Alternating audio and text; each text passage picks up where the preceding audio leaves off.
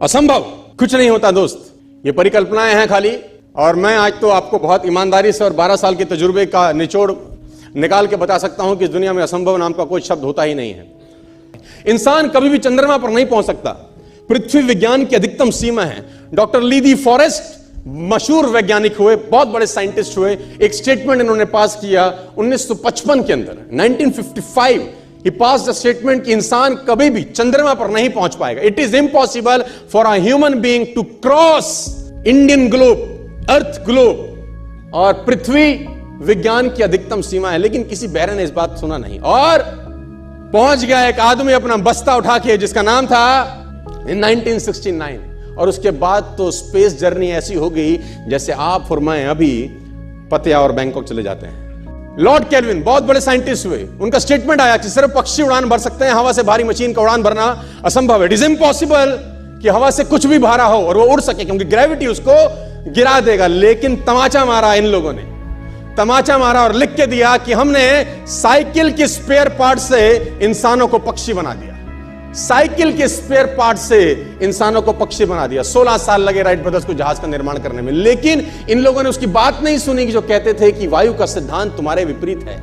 यह बात भंवरे को कही जाती थी कि भंवरा वायु के सिद्धांत के कारण कभी जीवन मोड़ नहीं सकता, क्योंकि उसके पंख उसके शरीर से हल्के रहते हैं। लेकिन भंवरा साला किसी स्कूल में गया नहीं आज तक। माई doctor told me I will never walk again.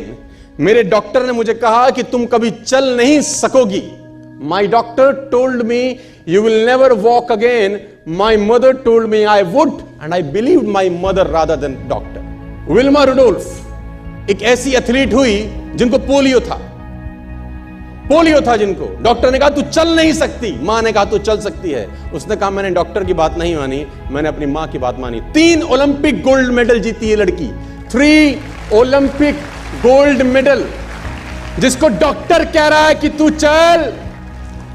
लेकिन मां क्या बोलती है? मैं आपको उदाहरण देना चाहूंगा सर। बहुत छोटे थे अल्बर्ट आइंस्टीन, दुनिया के महान वैज्ञानिक में से एक हुए, मंद बुद्धि कहा जाता था। 8 साल के थे, घर पहुंचे, मां को एक चिट्ठी दिया।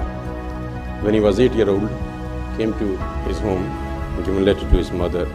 मां को एक चिट्ठी दिया, मां ने वो चिट्ठी पढ़ा। 8 साल के थे और चिट्ठी में प्रिंसिपल का खत था, उसकी मां के नाम। प्रिंसिपल ने ये लिख के भेजा कि आपका बच्चा विलक्षण प्रतिभा का धनी है, ग्रेट पावर है इसके अंदर, क्योंकि बहुत बड़े साइंटिस्ट बने, बड़े हो गए। मंद बुद्धि बचपन में समझा जाता था।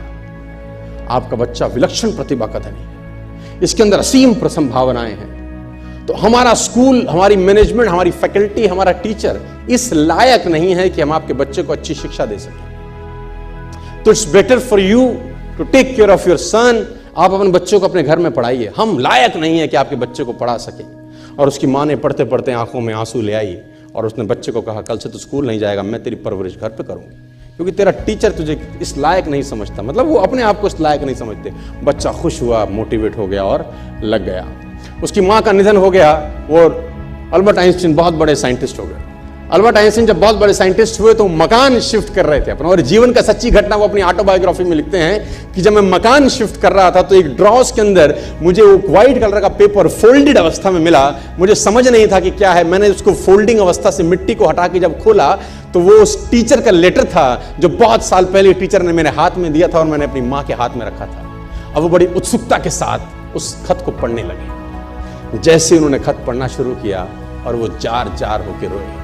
उसमें लिखा था कि तुम्हारा बच्चा मंदबुद्धि है, ये हमारे स्कूल के लायक नहीं है, इसको आज के बाद हमारे स्कूल में मत भेजना, इसकी परवरिश खुद किया।